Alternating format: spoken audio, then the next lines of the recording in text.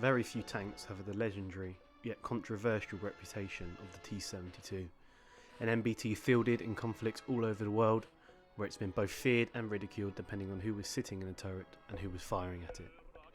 But in order to analyse to see if the T-72 was an effective MBT during its time, we need to dive deep back into its origins and its establishment. So join me as we go deep into the T-72's history to determine if such a controversial tank was really as effective as some may say it is.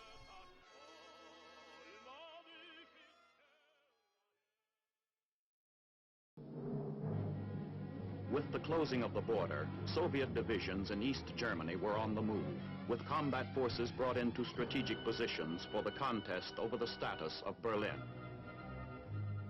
In order to understand the history of the T-72, we must go back in time.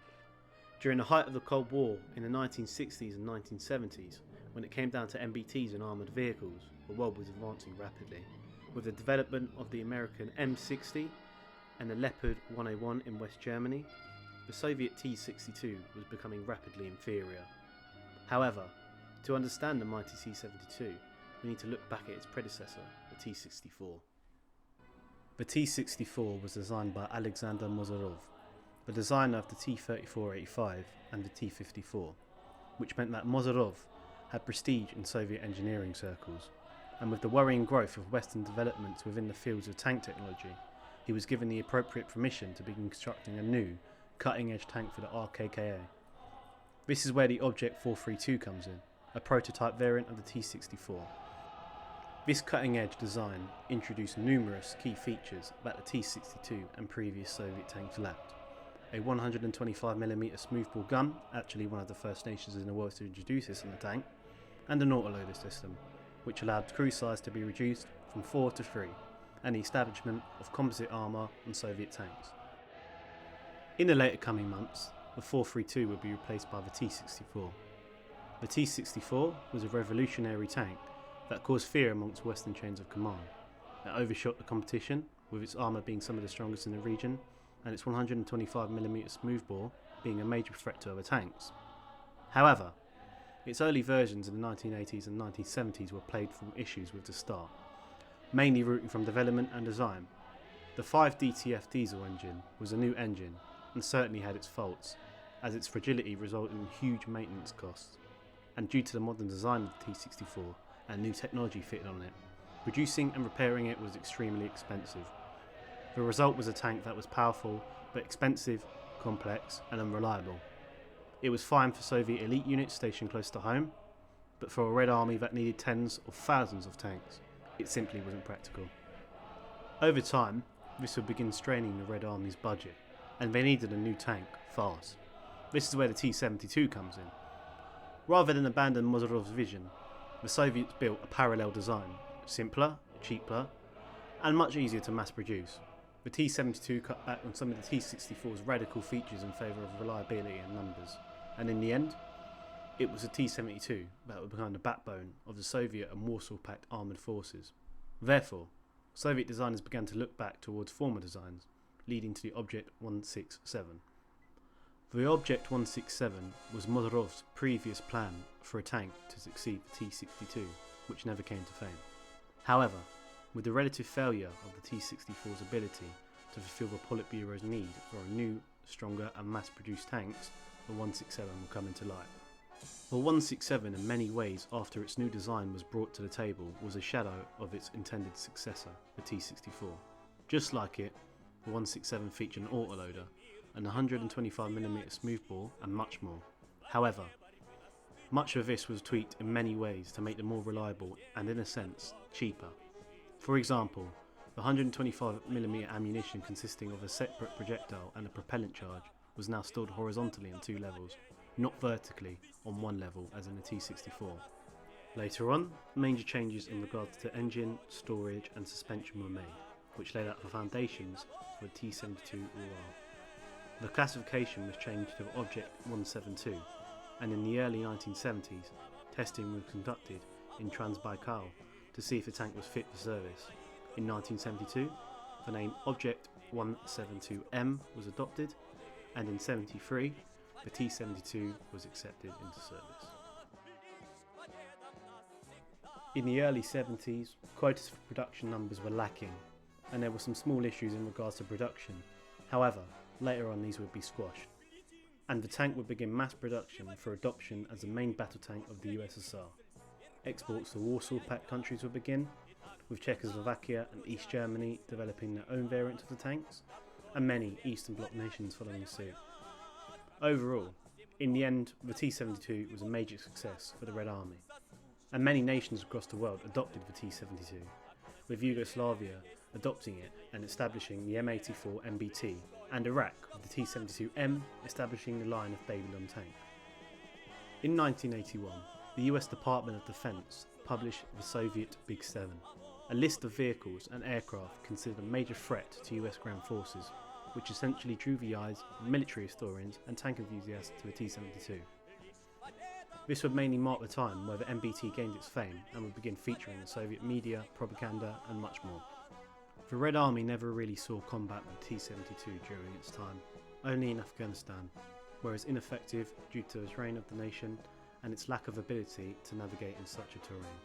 However, in Africa, the Middle East and even parts of Europe, it saw action during conflict, primarily in Iraq and Yugoslavia.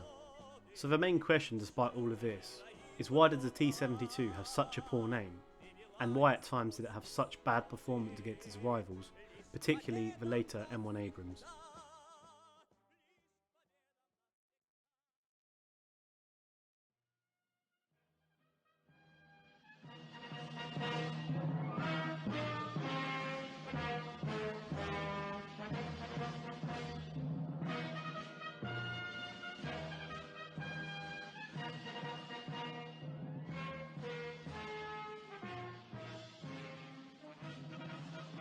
In order to answer this question, we need to look back at Saddam Hussein's Iraq. At the time, Iraq needed to show its force against the growing threat of Iran, Israel and the United States. Therefore, the approval to purchase large amounts of T-72s were given. However, to cut back on costs, certain technology on the tank was removed before shipping, making the already weak export variant of the T-72, known as the T-72M1, weaker. When the USSR shipped tanks internationally as part of its weapons sales, it would mainly ship the T-72M1, which is already stripped of some of its best equipment, and when it came down to ammunition, the USSR would always try and send abroad the cheapest and least reliable, so its technology was not exposed to foreign nations or potential enemies who could get their hands on them. Therefore, Iraqi T-72s were extremely weak and vulnerable in reality, despite Iraqi officials at the time thinking otherwise. The T-72, now known in Iraq as the Lion of Babylon, would later see combat in the Gulf War and Iraq War. US intelligence was very surprised at the inefficiencies that plagued the tanks, often with them being abandoned due to mechanical issues or being very susceptible to anti-tank weaponry. And when it came to facing the superior M1 Abrams, it faced no chance. Overall, poorly trained crews and badly managed and maintained tanks were roaming the battlefield, becoming victim of coalition attacks, resulting in its name being tarnished and the idea of US supremacy and influence across the world growing. Quoting a commander of the 1st Armoured Division, Major General Ronald H. Griffith, he states, "The performance of tank crews employing the long-range gunnery techniques using the M89A1 ammunition was effective at ranges beyond 3,000 metres. Thermal sights permitted target acquisition at 4,000 metres, far beyond day sight ranges. Sabre rounds fired at these ranges, destroying T-72 M1 tanks catastrophically."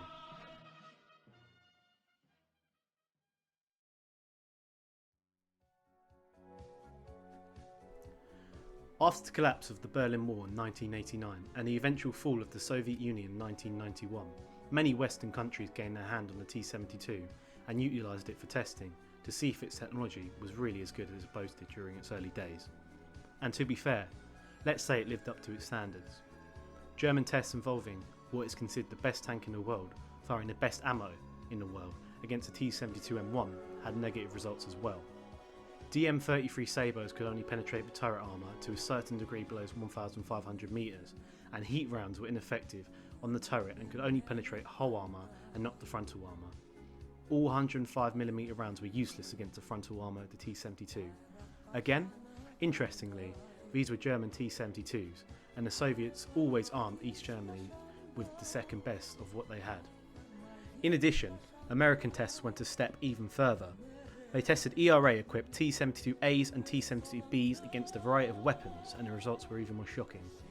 When it came down to Soviet ERA, it was designed to resist sabot as well as heat rounds. As per the US Army, these tanks resisted sabot rounds fired by M1 Abrams, AP rounds fired by 30mm GAU-8s on A-10s, and M230s on AH-6 Apaches. Even the tow missiles were used, which produced 50-50 results. So, taking into account its poor operational performance and export flaws, do I think the T-72 was a bad tank? No, not at all, and there are several myths and misconceptions surrounding the tank which has only made its reputation worse throughout the years. And the introduction of forums online and chat services in the 2000s only further made this worse, as now US servicemen were reporting what they saw in Iraq and the Middle East in regards to the T-72 online. Whilst under Iraqi service and many other nations in Africa, including Mengistu's Ethiopia, T-72 was poorly maintained and looked after. However, in the USSR and Eastern Bloc nations, this was not the case. As shown in the following image, every time a Soviet T-72 was used, it underwent a rigid inspection process. Visual inspections were made, fluid level checks, weapon checks and more were made, whilst inspections to see if the tank was suitable for certain terrains and weather were also made. They would consistently throughout the years receive modernisation and modifications, thus making it suitable for certain areas. This all connects with the weapon testing I referred to earlier, showing under Eastern Bloc and generally in the hands of the correct people, when a T-72 is looked after, it can be an effective tank. Now with my conclusion aside, it's time to end the video. I'd like to thank you for watching until the end if you're still here, and I'd like to know your thoughts on the video. I'd like some feedback and maybe a bit of debate or questions going on in the comments. But overall, thank you for watching the video and take care.